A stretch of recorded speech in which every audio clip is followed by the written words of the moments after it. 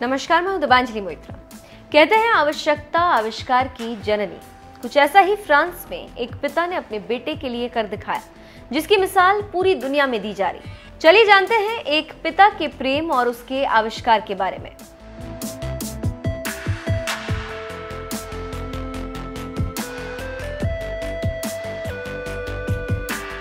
कभी कभी मुझे आश्चर्य होता है कि क्या मैं व्हीलचेयर और विकलांगता के लिए भी उतना प्रसिद्ध हूँ जितना अपनी खोज के लिए।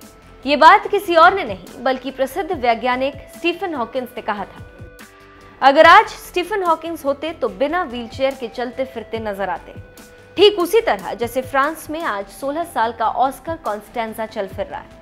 ऑस्कर कॉन्स्टेंजा रोबोट को कहता है स्टैंड अप, और रोबोट ऑस्कर के एक इशारे पर खड़ा हो जाता है। फिर धीरे धीरे ऑस्कर के शरीर से बंध जाता है और उसे खड़े होने में मदद करता है, जिसके बाद ऑस्कर चलना फिरना शुरू कर देता है।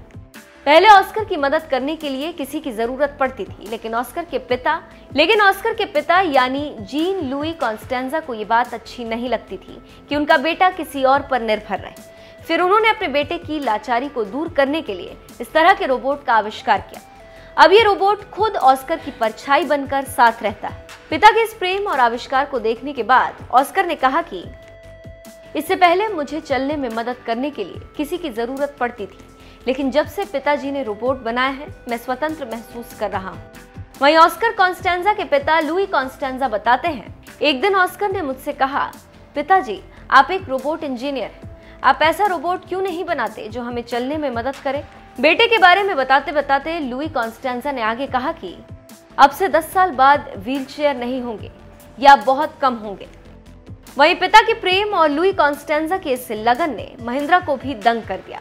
महिंद्रा ने ट्वीट करते हुए लिखा कि मुझे इस बात की परवाह नहीं है कि वैज्ञानिक भविष्य में रोबोट के लिए कौन से अन्य आविष्कार करेंगे। मेरे लिए ये खास है कि रोबोट मानवता की सेवा कैसे कर रहा है।